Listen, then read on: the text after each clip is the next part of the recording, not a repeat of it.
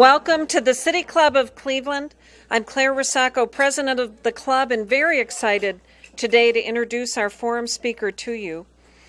Our speaker, Dr. Edward M. Hundert, is the new president of Case Western Reserve University, one of the best universities in Ohio and in the United States, as reported by U.S. News & World Report in their September 23rd edition, listing America's best colleges, just in case you haven't seen it lately. Dr. Hundert is a scholar, educator, psychiatrist, medical ethicist, and nationally recognized leader in reforming medical education. He formerly served as Dean of the University of Rochester School of Medicine and Dentistry and Professor of Psychiatry and Medical Humanities. President Hundert began his academic career as a member of the faculty at the Harvard Medical School, where he held appointments in the departments of psychiatry and medical ethics. He also has served as Dean of Student Affairs and did that, I believe, for 6 years. He was voted the faculty member who did most for the class by Harvard Medical School graduates. President Hundert's national prominence in discussions about strengthening the effectiveness of education and his experience in achieving broad support for change have all of us very excited about his coming to Cleveland. President Hundert earned his bachelor's degree from Yale, earned his master's degree from Oxford University as a Marshall Scholar, and earned his medical degree from Harvard Medical School. Please help me welcome to the podium Dr. Edward M. Hundert. Thank you very much. Sure.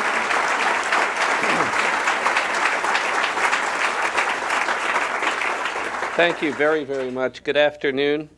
It's both an honor and a privilege to have this opportunity to address the community for the first time from the podium of the City Club, an organization that symbolizes the very same kind of free and open exchange of ideas that makes a university such a lively place to learn and work. I've been president of Case Western Reserve University for all of 10 weeks. So let me just start by saying thank you to the city of Cleveland for the warm welcome that my wife and I and our 3 daughters have experienced over the last few months. I'd heard about the legendary hospitality of Clevelanders, but I have to tell you as a newcomer that it is beyond belief. Our 10-year-old was all upset last winter when we told her we'd be leaving Rochester with all of her friends there. Just 5 weeks after moving here, we were bicycling around the neighborhood, and she said to me, "You know, Daddy, you really have to feel sorry for those kids who live in Rochester. They don't have any of this." So, true story. So my family and I have jumped into any number of local civic activities, purchased a home here, and I even made it to Fan Appreciation Day at Jacobs Field a few weekends ago, saw the Indians win the last game of the season 7-3 over Kansas City. So to make a long and very happy story short, I really am pleased to report that Cleveland has made 5 more converts, and we're already trying to help spread the word. And that brings me to the topic that I'd like to address here today, because I thought what I'd do is take advantage of this forum to share some thoughts about Case Western Reserve University, specifically in its relation to the city of Cleveland. Both the university and the city are at a tipping point in their histories. It's a moment of remarkable opportunity, and both have rich histories of achievement and innovation, while both currently suffer from reputations that are decent but insufficient. There seems to be a strong sense that a new level of excitement and aspiration is urgently needed if we're going to attract the resources, both human resources and capital, that will produce the kind of results that the nation's most successful universities and most successful cities can achieve. My main message is that we can and must create a unique partnership between Case Western Reserve University and the city of Cleveland. I believe that by sharing in risk together and by exploiting all of our potential synergies for successes in education, in social welfare, in business, and in cultural enrichment, that we can achieve results together that few other universities and cities could even dream about. I think we all sensed movement in this direction last week when we opened the Peter B. Lewis building for our Weatherhead School of Management. That building right here in Cleveland, Ohio, is now the most innovative and technologically advanced academic building in the world, including the most powerful wireless information technology system ever built. It challenges us to raise our aspirations as a university and as a city to achieve results at the national and international levels. Let me start by saying that I believe great research universities have a unique place in society. I happen to believe that the research university is one of the single greatest achievements of the human mind. Some view us simply as, one of the major institutions in town. We're an employer. We employ over 4,000 people. We own about 150 acres of land in the city. We purchase lots of goods and services. Even at this level, we are pushing to attend better than we have in the past to local needs here in Cleveland so that our jobs and purchasing dollars help this community. For example, our supplier diversity initiative with the NAACP and other organizations is already increasing the number of local minority firms competing successfully for our contracts. And I believe every employer and purchaser has an obligation to take these kinds of important steps. So in those regards, we are indeed like other big organizations in town. But today, I want to emphasize some aspects of our university that make it different from the other organizations in town, because Case Western Reserve University is an internationally known center of learning, scholarship, and research. Its principal impact is perhaps best reflected in its nearly 100,000 well-educated graduates, 30,000 of whom live and work here in Northeast Ohio. Can I just have a quick show of hands? How many people here are an alum of one of our several programs? You see, look at this. The university is a magnet for thousands of bright, high-achieving faculty, students, and staff who are brought to this area because of the university. These individuals move here because we're among the national and global leaders in fuel cell research, in advanced material science, sensors, biomedical engineering, neuroscience, and particularly in education, in areas from nursing education to social work education, where we're consistently ranked in the top 10 nationally. These and other areas of research, and especially including our schools of medicine and engineering, attract hundreds of millions of dollars to Cleveland every year. But more importantly to me, they attract people. They attract bright, talented people here, people who contribute directly to the quality of life, the quality and accessibility of healthcare and other services, and the creation and growth of new businesses. The impact of the university is also reflected in dozens of collaborative activities between the university and other organizations here, most notably the remarkable concentration of cultural, medical, and educational institutions in University Circle. Through academic partnerships of all kinds, our students and faculty play wonderful roles in this community. Every year, Case Western Reserve University ranks first in the nation in federal work-study dollars that are used for community service. Our students do more community service through programs supported by the federal work-study grants than any other university in the nation, with the equivalent of over 125 person-years of service provided in community agencies in Cleveland every year. What a wonderful community this is to provide so many enriching opportunities for our students. We thank you for that.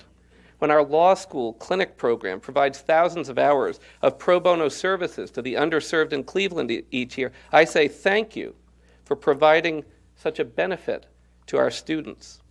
So whether it's through the John Glenn Biomedical Engineering Consortium, through which we partner with the Cleveland Clinic, University Hospitals, and NASA Glenn, or the biomedical biotechnology commercialization efforts that we have with the Cleveland Clinic and University Hospitals through BioEnterprise, or the newest partnership that was highlighted last week that we have with John Carroll, Cleveland State University, and the Cleveland Municipal School District to improve science and math education in the Cleveland schools, program that was just awarded $7.5 million by the National Science Foundation this month.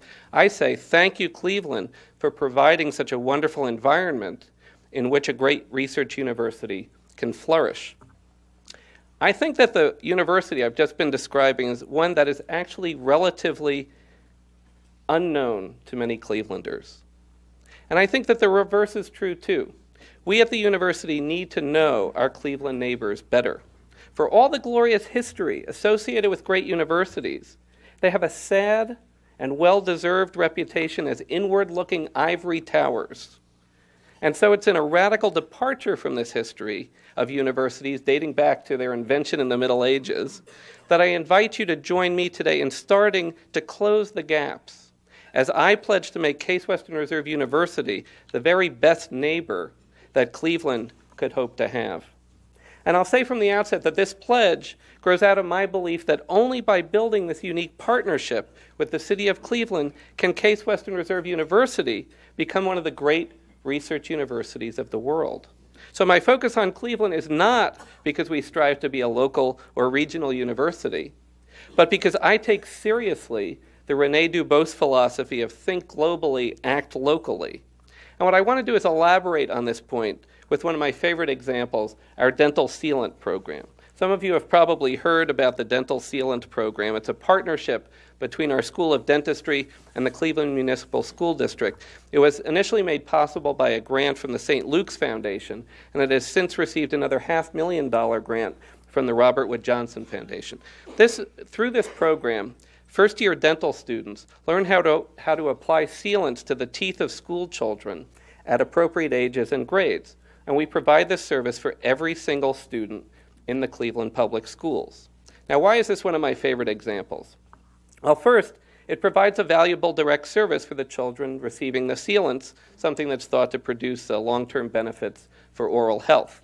But second, it provides a meaningful clinical experience for our first-year dental students. These students return to their classes from this real community experience, hungry to learn about the chemistry of these sealants and other compounds that are used in dentistry. And they dive into the study of approaches to clinical relationship building, because these school kids don't always sit still the way they imagined all their patients would, and so on. Third, this program builds relationships in that it's organized and taught by minority dentists in the community, members of the Forest City Dental Society. They serve as mentors for our students who themselves mentor the children. We hope to inspire those children to think about careers in science and in the health professions. We are never going to provide care for all Americans in this country until our health workforce mirrors all sectors of American society. So this really matters. But fourth, and I want to emphasize this point, part of the funding for this program is to support a massive research project with epidemiologists studying the real public health impact of a total population-based intervention like this, something that has never been done before. So we all, who have small children, we get these sealants put on our kids' teeth nowadays because it's thought to have some positive impact, but no one has ever done the long-term research on a population basis to determine what the outcome really is.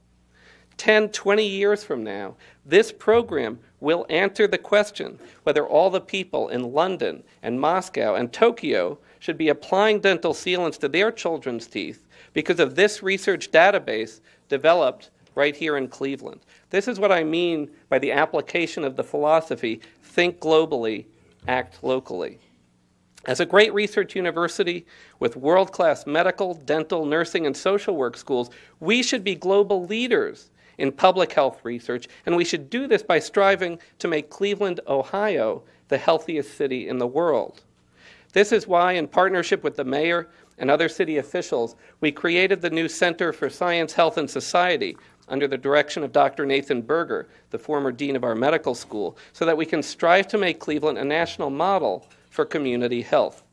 As everyone here knows, one of my highest immediate priorities for the university and for the city is to try to pull together our School of Medicine and our hospital affiliates, university hospitals, Metro Health, the VA, and the Cleveland Clinic, to try to build one of the greatest academic medical centers in the country here in Cleveland. There are many fine examples around the country where a single great academic medical center incorporates competing health systems, and we're blessed with some of the finest competing health systems in the country. By combining forces, we immediately become one of the top 7 centers for federal-funded biomedical research in the nation. But the real question is, how do you take all that research and turn it into something that actually works for us, turn it into new jobs and companies, and most importantly, turn it into improved health for the people of Cleveland. And everyone involved, I can tell you, is focused very, very much right now on making this happen for all of our benefit. The whole issue of technology transfer, turning human capital, represented by all the talent and energy of our faculty, into these new and growing businesses and companies that can help fuel the economy of Northeast Ohio. This is obviously another major area of focus for all of the research universities in the region. Case Western Reserve University has made a major commitment in this area that has already started to pay off, with new disclosures up by our faculty up by 30% this past year, and income from commercialization up 50%, with the university plowing all of the revenue from this source back into seed funds for further new opportunities. Obviously, we hope and expect that all this activity is eventually going to have a positive effect on the local and regional economy. But I want to emphasize also one of the immediate effects. As with the dental sealant program, opportunities for students and faculty to have exciting experiences in laboratories and businesses drive their learning and their research to create new knowledge. And that's what research universities are unique about. We are in the knowledge creation business. And I deeply believe that we're more successful doing that when we find ways to cross boundaries, when we cross the boundaries of departments within a school, when we cross the boundaries of the schools within our university, and most importantly, when we form productive partnerships between our institution and other institutions in Cleveland and around the world. Case Western Reserve University has an absolutely unique asset in being located in University Circle. And we need to build on the many successful collaborations already underway with other wonderful institutions that we're fortunate enough to have as neighbors. Every one of these institutions and the many other businesses, hospitals, schools, social service agencies, and cultural institutions with whom we can partner can become places to combine our education, our research, and our service missions, just as the dental sealant program does in the Cleveland schools. I'm focused on these kinds of experiences because of a philosophy of education that I think should set us apart from other leading research universities, a philosophy that should become the trademark of Case Western Reserve University. One of the many things that attracted me to this leadership challenge was a massive self-study conducted by our faculty, staff, and administration over the previous couple of years on the need to reinvigorate our undergraduate programs by combining experiential learning with the rigors of a research university. It is a national tragedy that college applicants feel compelled to choose between pursuit of a great liberal education at a liberal arts college and pursuit of a degree from a research university. What better place to get a great liberal education than at a research university, learning from research faculty who personify the combination of intense curiosity about the world and disciplined, rigorous thinking that form the two cornerstones of a liberal education. On some campuses, when people talk about experiential learning, they think of a community college co-op program focused only on vocational training. While there are always some vocational benefits from these placements for our students in all of these businesses and clinics and laboratories and social service agencies, I have a different goal. I want those experiences, which usually occur outside the classrooms of the university, brought back into the classroom to drive the passion of students and faculty to new forms of discovery. This is a philosophy of education in which I believe we partner with the city so that the students come back hungry to learn the latest theories, hungry to advance knowledge and contribute to humanity. This philosophy is probably best captured by my mantra that education is not primarily about the transmission of information. Education is about the transformation of the learner. And I consider every member of our university community to be a learner. What does this require? It requires a transforming environment. What I find most exciting about our partnerships with the great cultural institutions, hospitals, businesses, and other agencies in Cleveland is that each of them becomes a part of this transforming environment just as Case Western Reserve University becomes a part of theirs. And just as our faculty also grow by participation in this transformation, I believe deeply that our institutions and ultimately our city and region can grow as well. So when I ask people, when people ask me, what do I aspire for Case Western Reserve University, I tell them that I think we should strive to become the most powerful learning environment in the world. By creating these productive partnerships across boundaries, I think that we can create such a strong culture of transformation that not just students, but faculty, staff, alumni, trustees, even visitors to campus should somehow become passionate about moving beyond themselves to advance knowledge and improve humanity. What I found upon arrival at Case Western Reserve University is an extraordinary eagerness to lift the institution to new and higher levels of performance, and a willingness to invest the time and energy it will take to do this. I am thrilled to find this passion and commitment at our university. Our trustees have already taken action to modernize and streamline our board governance, and we've strengthened the university's internal leadership as well, my partnership with Jim Wagner. Within the university, we're going to break down silos between our departments and schools, and the most important areas of research right now, all the productive areas of scholarship, are being created between disciplines and between schools. And most importantly, in the city of Cleveland, I have likewise found extraordinary individuals here, ready to commit to partnerships across institution, even though this bucks decades of tradition and, as I said, centuries of isolation that earned universities their ivory tower reputations. I want to annihilate all the bureaucracies within our university that create the silos within and the ivory towers without, because our university can and must become a neighbor that becomes a magnet for talent and resources that will transform higher education, even as it transforms the city of Cleveland. This can only happen through an enlightened appreciation of each group's strengths, needs, and priorities, and a commitment to look honestly at the barriers that now exist so that we can overcome those barriers. It's in that spirit that Mayor Campbell and I will be co-hosting a national colloquium here in Cleveland on the occasion of my formal inauguration as president on January 30th, a colloquium on the relationship of great universities and their cities. We've been inviting university presidents throughout the country to join us here, often bringing their mayors or other partners from key officials in their cities, to lead a series of dialogues on best practices in areas from tech transfer initiatives, economic engine needs, to downtown revitalization programs, to K-12 initiatives, to cultural enhancement and race relations. The responses have been incredible, and our goal is to set up the Cleveland Case Western Reserve University connection as the place for a national conversation about local relationships. There will be a special concert by the Cleveland Orchestra the night before, and we're going to be publishing a volume and video materials out of this colloquium. So that I hope what will happen is for years to come, the nation will reflect back on what we learned in Cleveland, on what I know is going to be an unseasonably warm day in January 2003. And you're all invited. There's an invitation in your program.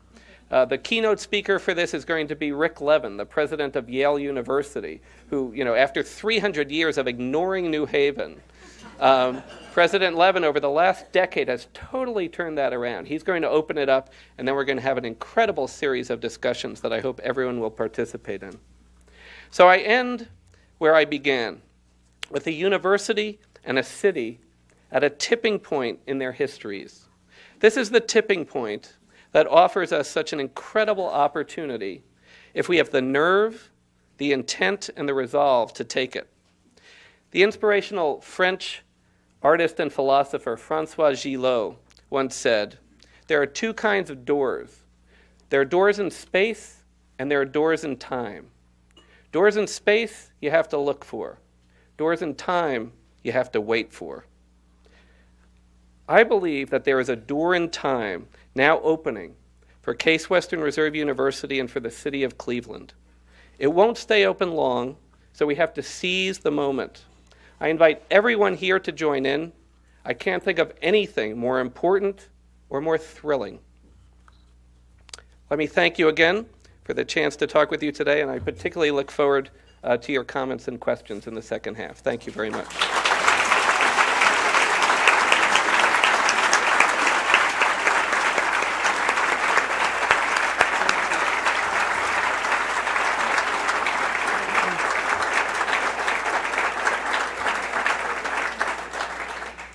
Today at the City Club of Cleveland, we are listening to Dr. Edward Hundert, President of Case Western Reserve University. We will return to our speaker in a minute for our traditional City Club questions. We encourage members of our audience to formulate a question now while we pause for a few announcements. We welcome all of you here and those listening to WCLV 104.9 FM, WCLV 1420 AM, or across the country on the City Club Broadcast Network. Radio broadcasts of the City Club are made possible through the generous support of Case Western Reserve University. Our weekly television broadcast partners are WVIZ PBS Idea Stream and Adelphia. Television broadcasts are supported by John Carroll University and the Nordson Corporation. Visit us on the web. The City Club homepage is cityclub.org. Next week, we'll begin an exciting series of political campaign debates. The debate for the office of Attorney General will be held on Monday, October 21st, with Lee Harrington and Jim Petro. Additional upcoming debates are listed on the back of your program. And on Tuesday, October 22nd, we will host the City Club Hall of Fame induction ceremony, where we will honor longtime members Ione Biggs and Jim Bambrick. And next Friday, October 25th, our regular forum will feature a panel discussion on taxing issues, the financial crisis in the states, which will explore the demands of state budgets and declining tax revenues. We hope that you can attend these exciting programs, and if you can join us for our City Club Hall of Fame, please make reservations if possible before you leave today.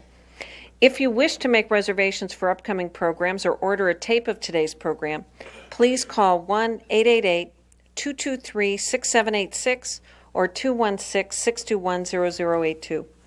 Today's forum is the annual John Barclay Memorial Forum, which recognizes a generous gift from the estate of Mr. Barclay to the City Club Forum Foundation Endowment. With us today at the head table is Gordon Kaiser from Mr. Barclay's law firm, Squire, Sanders, and Dempsey. Mr. Kaiser is a partner and corporate practice group leader and coincidentally an alumni of Case Western's law school. Could you please stand so that we can show you our appreciation?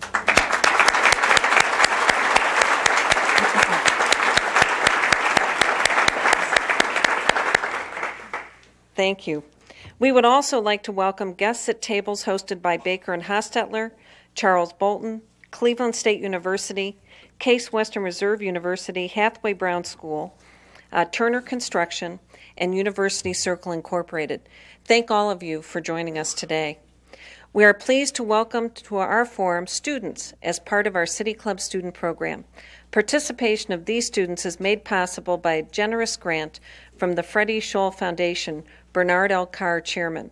And with us today are students from Midview, Euclid, Cleveland Central Catholic High Schools, and we'd like our student guests to please stand and be recognized.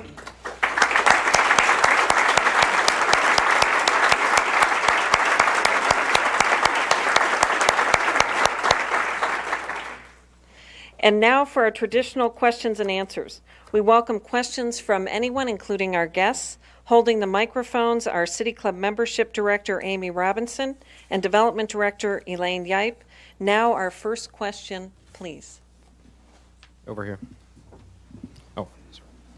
Dr. Hundert, my name's Ken Ilg. I'm the president of Hotel Employees Union Local 10. My question is, will you today commit to live up to those eloquent words you just spoke about being a good neighbor for Cleveland and answer the call from labor organizations, faith-based organizations, your own students and faculty to open a meaningful dialogue to resolve the issue of allowing these workers to organize on your campus? Sure. Very, very important question. I guess I would say there are three important principles that are behind the question that was asked. The first is the university has taken a very strong position that the relationship between employers and employees is primarily best kept between the employer and the employee. As you know, the issue that's being asked about has to do with food service workers who are employed by the wood company. But the second point is that we do actually contract with the wood company, and so as one of our contractors, we do take seriously the idea that we ought to advocate to make sure that people who we have contracts with treat their employees with dignity, with respect, with equity, and also, importantly, in accordance with the law. I guess the third and last point is that the university feels very, very strongly that employees ought to have the right to decide whether they want to unionize or not unionize. And really the issue that has come up has to do with the process, the best process for deciding that. And the university feels that it's very important that that process be one that is democratic, free from coercion, and so forth. And so the university has strongly endorsed the position that if there's to be a vote on the question, it should be a secret ballot vote, like secret ballots are held for almost every other election in society. And that, most importantly, a university of all places, like the City Club, needs to be a place for free and open exchange of ideas, so that we have to become the kind of environment I was talking about, where people can debate both sides of the issue in a free and open way. So thank you for bringing that to everyone's attention. A great deal of pride about the. You spoke a great deal of pride about the dedication last week of the Peter Lewis building, and you certainly can. It's a wonderful structure. It'll bring a great deal of acclaim to the university and to that school. My question is, what thoughts do you have about the other 7 colleges that comprise the university? I know that's a spectacular thing and about a lot of money. But do you have other specific thoughts as to how the other colleges might individually try to develop so they get the same kind of stature which has been given to the Peter Lewis Building School? That is a great question. I mentioned at the dedication that at a moment like we had last week, it's easy for the other 7 schools of our university to be green with envy at the opportunity that's provided by such a magnificent structure that really does force people to think across boundaries in just the way that I was saying.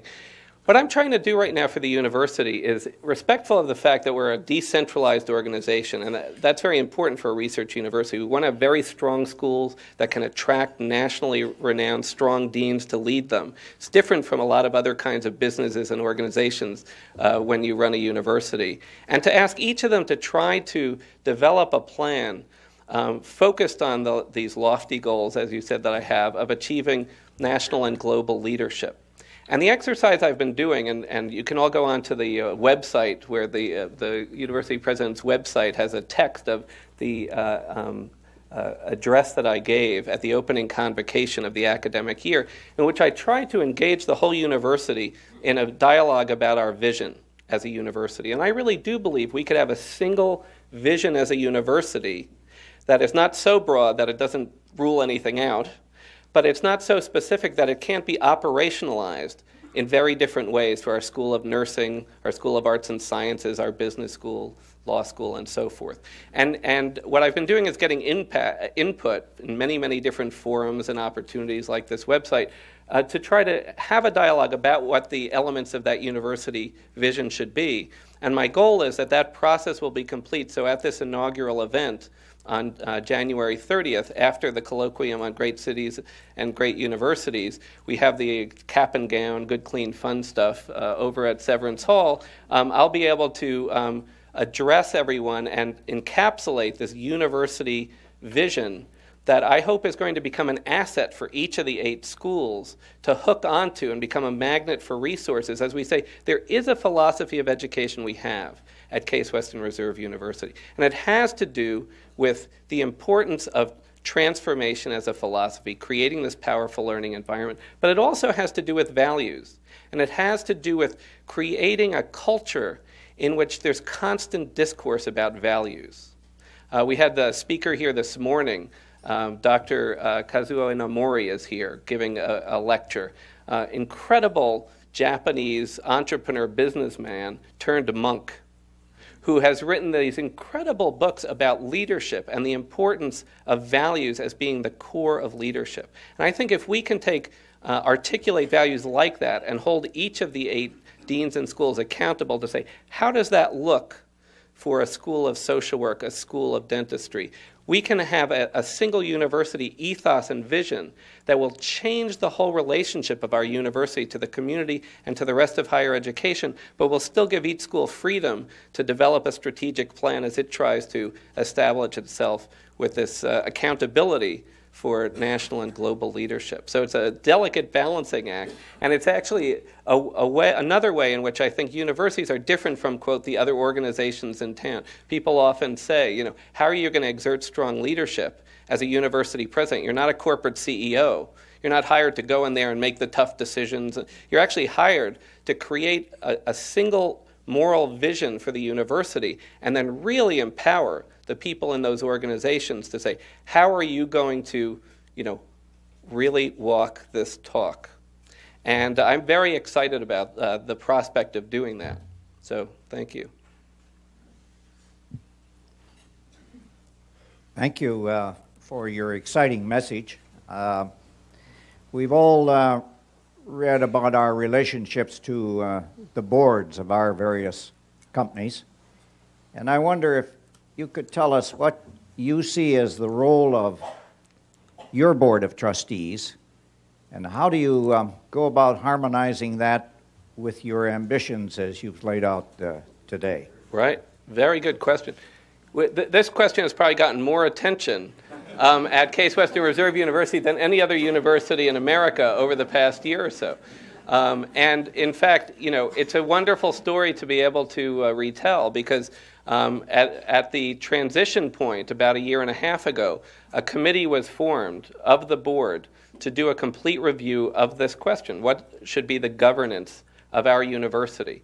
And an incredible amount of work was done by very, very busy people. These are volunteers, which I'm always in awe of how much work and dedication our trustees have as volunteers for this effort. And George Aronoff was the chair of this committee, put in thousands of hours, and they created 4 subcommittees and had 16 trustees working on this.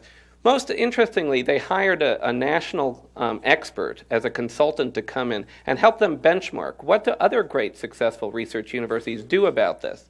And they educated themselves so that the group that worked on this now really, I think, should sort of market themselves as consultants to other universities, because they know more about this than anybody. And what they came up with was a view of board governance that says the board, in order to really achieve everything I'm talking about, has to be an extremely strong board and an extremely central board, a board that can act as one voice to support the university, so that they looked at the number of committees and they reduced the number of committees. They looked at the membership rules. They imposed term limits. They did a whole bunch of very specific steps that are going to really keep pressure on the board as well as on the president to hold us accountable for the outcomes that I'm talking about. And I'm very pleased to say that at the board meeting at which this was adopted, it wasn't adopted as many people might imagine. This was adopted after I stood up and I actually laid out for the board exactly what I saw as the challenges facing the university. I said, we have to have an extremely candid relationship. I said, here is exactly what we have to overcome, the level of support we need if we're going to do this. And if that's where you want to go, let me know. And they rose to the occasion. And it's really been inspiring to me, like I say, just how much work has gone into that process, and now we have to actually operationalize it and make it happen. There's a lot of effort going on in that right now, and it's very, very stimulating to have people being self-reflective about this question. They're not just letting it happen now. With all of that effort, as we get into new habits and better habits, we're constantly in each of our meetings saying, is this what we were talking about for the past year? And that's very healthy. That's actually part of the goal of a liberal education, is to be self-critical and self-reflective. And that's what I mean about the transforming environment, not just affecting the students and the faculty, but trustees, alumni. Like I say, my goal would be even a visitor to campus shows up, just gets this feeling that they want to go beyond themselves and make a contribution. Mr. President, Brahms' Academic Festival Overture would be quite in order at this point. The question is, the greatness of universities depends upon great researchers, like Raby and Armstrong in Columbia. Do you have any present plans to attract the great researchers from around the United States? Great. Yes. Next one. No.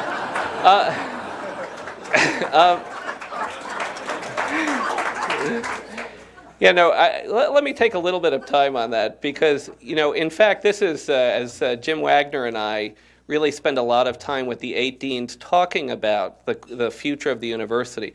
A huge percent of the time is spent talking about how we can create centers of excellence that really will attract the world's finest researchers to our university. We are a research university first and foremost. If universities like ours don't focus on the question of how to create new knowledge for its own sake, not just new knowledge that we think is going to be commercializable in the next 6 months, no one else is going to do it. It's the only place that worries about that question. And it's these great researchers who you can bring in from around the world who can do that better than anyone. And so we're challenging each of the deans of these 8 schools to say, we want you to decide what are going to be those things that you are going to hold out as possibly achieving global leadership in over the next 5 to 10 years. And how are we going to selectively channel resources into those areas, realizing it means we can't do everything. We can't do other things. We're going to do this instead. Jim Wagner, this wonderful example that came up of in a kind of opportunistic way, one of the great researchers in the world who does research on ice engineering, came on the market, had a connection to Cleveland, was interested in coming. And the question for the dean was, great, we could put the resources into that. Are we now planning to become a national leader in ice research? And they said, well, no, actually, we're not. It's not one of our areas of focus. But this person, we said, well, no, that's not the way to achieve a great university. The way to achieve a great university is to be strategic and to selectively channel efforts into those areas of research and scholarship that we can truly excel in. And that's the plan, to elaborate on my answer of yes before. Thank you. Ed, congratulations on articulating a splendid vision for Case Western Reserve University. There are some in the room that have been working very hard at creating a regional focus on Northeast Ohio. In fact, Dick Pogue, who's in the audience, founded the Regional Business Council. Could you speak just a moment as to how you might see Case Western's role in what is, frankly, a seamless region that the boundaries of Cleveland and of counties no longer matter economically, at least? Right. No, that is a really important point. I wish I had addressed that earlier, in fact. One of the strategies to try to maximize the positive impact on the economy of Northeast Ohio, of bringing in all of this brain power and trying to turn it into something that will help the economy, has to be a regional strategy. And, one of the other kinds of partnerships that I didn't mention and should have is the relationship of the research universities with one another. So when we send scientists to Akron and work on polymer research together, and when we send scientists to Kent and think about liquid crystal research, and when we send scientists to NASA Glenn and those people come to us, part of what we're trying to do is leverage the collective abilities of all of these research universities. And the wonderful thing is, it's in everyone's self-interest to do this. These aren't actually competing organizations in the way you might think. These are actually organizations, every one of which is enhanced by making this kind of regional scientific collaboration. And it certainly is in the interest of the economy of Northeast Ohio that we do so. So thanks for raising that issue. Dr. Hundert, I know I speak for everybody here. It was a very encouraging message you heard, and it's great to have you in Cleveland. You have, I think, are going to take the university and help it become a catalyst for a new renaissance in this city with what we heard today. Thank you. Thanks. I have a little bit of an elaboration on what Dr. Provenza just asked, but we are proud of a number of our institutions here in Cleveland, educational institutions in the greater Cleveland area, be it Cleveland State or University of Akron, Ball Wallace, John Carroll. Do you see other ways, in addition to the research, where as you build and remake this university of yours, the other ways that you can work with these other educational institutions to jointly, collectively, even build and make this community even greater. I do. You know, I think that besides the research collaborations with other universities, number one, we're an educational institution, and so there are many, many educational collaborations. The one that I mentioned in the talk comes to mind immediately, which is the Science and Math Education Program. Case Western Reserve University doesn't have a school of education. We did once, we don't have one now. And so this partnership with John Carroll and their teacher training program, Cleveland State University and Case Western Reserve University, together with the Cleveland Municipal School District, is an effort where what we're trying to provide is the content. We have the math and science people. What we're bringing to that collaboration is content. Other universities are bringing, how do you train people to be great teachers? That's not one of our areas of strength. We have a similar set of circumstances with some of the collaborations we have with Tri-C and with other institutions in town where they say what we really need is to create these 3+2 programs where we'll send talented people who might want to come in and perhaps pursue a graduate degree with you. And I'd sort of mentioned that it goes beyond just the local institutions. We've just signed a collaborative agreement with Fisk University in Nashville, a historically black university, in which we're going to have a teacher and faculty and student exchanges with them to the benefit of both universities, but partly with the hope that graduates from Fisk will end up being attracted to come to our science and engineering programs so that we could try to solve this horrible situation of not having enough diversity in the sciences, mathematics, and engineering. So there are a lot of different kinds of opportunities that come up, and it does have to start from a kind of honest appraisal of what we do well and what we don't. So if we're trying to do more things with the urban environment in Cleveland, one of the great urban studies programs in the country is at Cleveland State University. The last thing Case Western Reserve University is going to do is try to start up such a program. What we have to do is try to draw on all of these talents and resources so that we can all get the maximum benefit for our students, our faculty, and for the community. Dr. Hundert, would you maybe comment about this very well-publicized controversy between Peter Lewis and university that seemed to have happened just at your arrival here? Right, sure. Well, Peter Lewis has actually been one of my strongest advisors and advocates. And I think that everything he's been saying is absolutely true. He has a vision, and what's his vision? His vision is that Case Western Reserve University's future and the future of the city of Cleveland are joined at the hip. Right? That's what I was just saying. Right? He is one of the most dedicated, inspirationally dedicated philanthropists I have ever met. And what he has been doing, I think, has really helped energize our university. In fact, although the board governance review process was well underway before he started making his statements, I think he actually helped keep the pressure on, which is a good thing. And so I've been turning to him for a lot of advice, and he's been very, very supportive. In fact, I just mentioned I saw him yesterday, and he said he was going to be listening to this on the radio broadcast. So hello, Peter.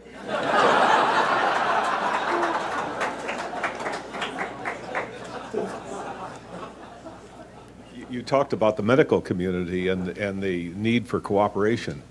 Can you share with us your progress with the affiliation agreement with the University Hospital? Sure, I'd be very happy to. That's obviously something that there's a huge amount of effort going on with right now, and I'm very pleased to say that the will that exists right now with the leadership of both institutions, I think is really inspirational.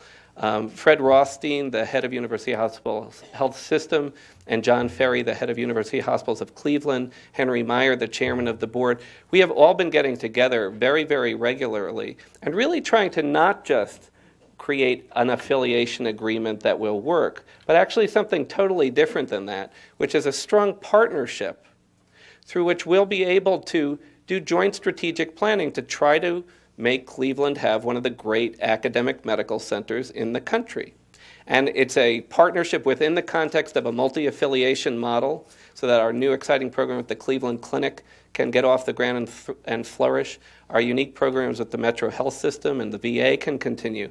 But, this is a hospital right in the middle of our campus, right? There are very, very few academic medical centers that have the benefit of that geography. So that when we think about America is aging, right? You may have heard this. what are we going to do about healthcare in geriatric medicine? In most other universities, if you wanted to think about that question and involve a department of sociology in arts and sciences whose strength is the sociology of aging, and people in moral philosophy who think about ethics and end-of-life issues and so forth, you have to get in your car, leave the medical center, and drive half an hour to 45 minutes to the campus of the university, whether it's at Harvard or Johns Hopkins or Washington University or any of the top places. We actually have the opportunity to create programs that link what I like to think of as a university medical education that would be unique in America. And I think the new curriculum that's being developed with the Cleveland Clinic is trying to do some of these exciting things as well. So, I guess the answer to your question is this has a long history. I don't want to minimize how hard it is to try to solve this problem, but I will say that a huge amount of work is going on right now, and it's work not to, I think it's a different quality of work. It's not how are we going to divide up a fixed size of a pie between us.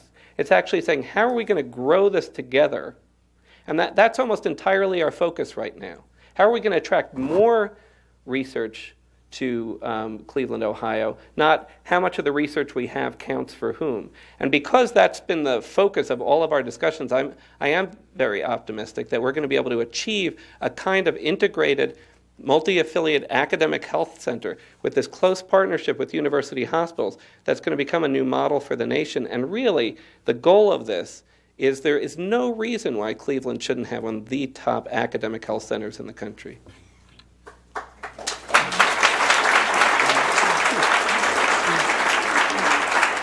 Hello, my name is Crystal. I work in the cafeteria for 4 years. I have family insurance on 169 every 2 weeks. I recently quit 2 weeks ago from Case Western Reserve because a supervisor had told me to get my black ass back over there working the tables. And I felt he was yelling at me, customers was there, and I felt I couldn't work underneath them circumstances. Question is, the question is, why are you stopping us from forming a union? We really need a union in Case Western Reserve. That would have stopped this from going on. Right. Well, let me just say that the kind of behavior that you just described is entirely unacceptable and should never happen, right? And what I was saying before about our holding accountable our contractors to treat employees with dignity and respect and equity, I take very seriously. So we'll follow up on that. We are actually making really great strides in working with the wood company to try to provide better benefits for their employees, to try to make sure that they really take the issue of equity as well as dignity, respect, and compliance with the law seriously. So I will follow up on that. Carrie McDonough, Hathaway Brown School.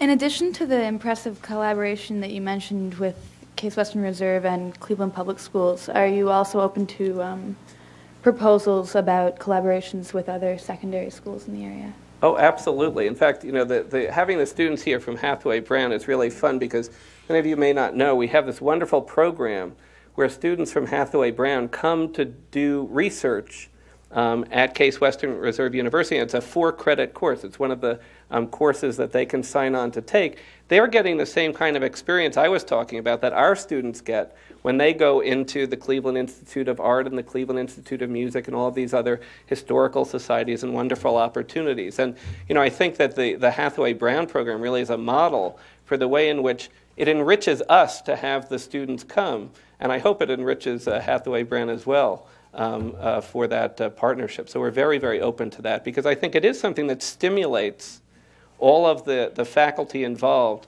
when you come in. There's this wonderful question that's always asked, how can a secondary student actually make an impact, a positive impact on the research that some famous, fuel cell researcher is involved with? And the answer is simple. They don't know what questions not to ask.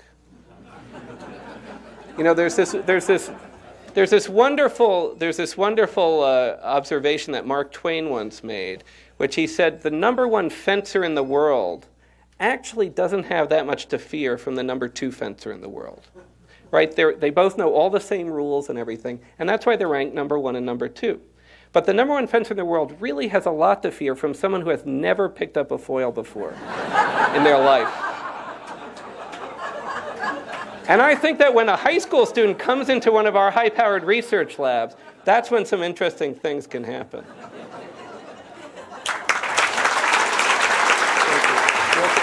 Thank you very, very much.